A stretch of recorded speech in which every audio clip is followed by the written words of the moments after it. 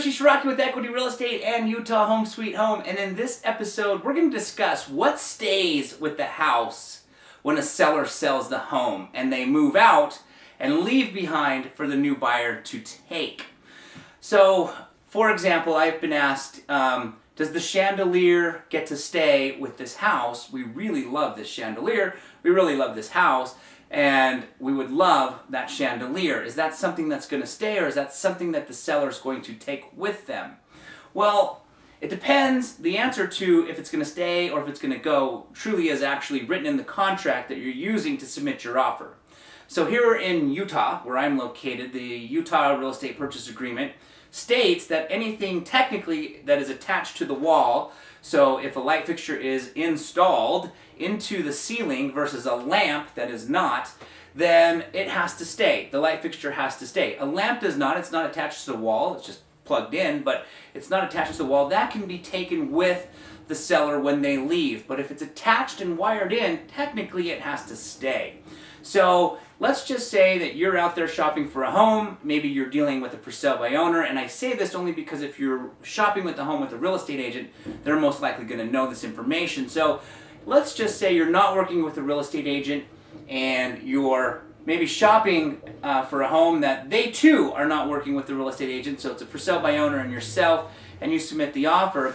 Here's an interesting thing that you will want to make aware, or you'll want to bring up and definitely get in writing if you're dealing with the seller. There have been some unique situations where I have seen sellers take their flat screen TVs with them when they move, which you would think is totally okay. However, when that buyer viewed that house and submitted the offer, that flat screen TV was wired into the wall, hardwired, not just plugged in, hardwired in, which technically the contract here in Utah would then be technically something that, technically the buyer at that point, based off of the contract here in Utah, would be able to debate them, how far they wanted to debate them, take them to court or sue them over it. That's up to the buyer, of course. But technically they'd have a case against that seller if they really wanted that TV back. They saw it was hardwired in. They submitted the offer. They could make an argument that one of the reasons they submitted an offer on that home was because they assumed they were going to get the TV that was hardwired into the house. So if you found yourself in a situation like this, where you notice the TV is hardwired in to the wall, when you submit your offer, just to play it safe, you're going to want to submit including the television hardwired into the wall. It is a fixture of the house. It belongs there, just kind of like the kitchen cabinets. People don't take their kitchen cabinets when they move. They're secured to the wall, and it's not just something that you plug in, plug out through an outlet. So if you're out there shopping and you do find yourself, because in some situations buyers will go to move into their home and they'll see that the chandelier that was over the dining room table is missing. The seller maybe got that chandelier from great-great-grandma and they felt that that chandelier was theirs. However, when they showed the home to the prospective buyer, it was hardwired in. They technically are not allowed to take that. Now, if you're a seller, let's flip the script. Let's say you're a seller and you know that chandelier that great-great-great-grandma's been, that gave to your great-great-grandma, to your great-grandma, to your grandma, to your mom, to you now, and you know you don't want to part ways with it. Technically, in my recommendation, what I recommend to clients is anything that you're going to plan on taking with you, you're going to want to detach from the wall and get it disconnected before you start showing it, so no buyers are assuming that chandelier is coming with your house. So that's the safe way to play it. You're not going to find yourself in any lawsuits or any sticky situations where the potential buyer, also loved your great-great-grandmother's chandelier.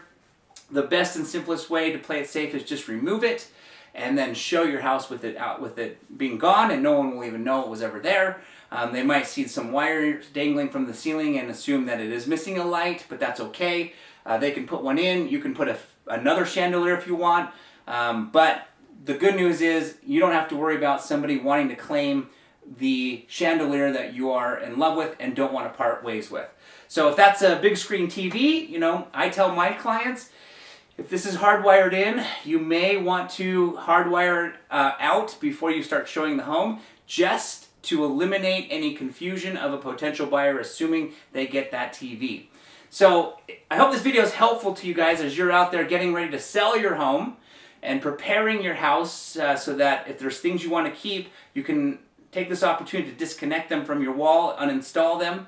Or if you're shopping and you see an opportunity because of this chandelier or a beautiful TV that you want, you might want to just make sure that you reiterate that that is something that you also want, since it is hardwired into the house. It belongs to the house when you submit your offer, just to make things clear between you and the seller. If you have any questions, please feel free to shoot them in. Keep in mind, I am not an attorney. I am a real estate agent. So if you found yourself in a sticky legal situation because somebody has taken that chandelier, somebody has taken that big screen TV, then you're going to want to consult with an attorney in regards to the best practice on what you should do to remedy your situation. However, these are some tips and pointers I share with my clients to hopefully prevent ever finding yourself in a sticky situation. Alright guys, if you like this video, give it a thumbs up. Don't forget to subscribe to my channel, and I look forward to seeing you guys again on the next episode. You can call me 801-810-4475 or visit our website at www.utahhomesweethome.com. Thanks so much.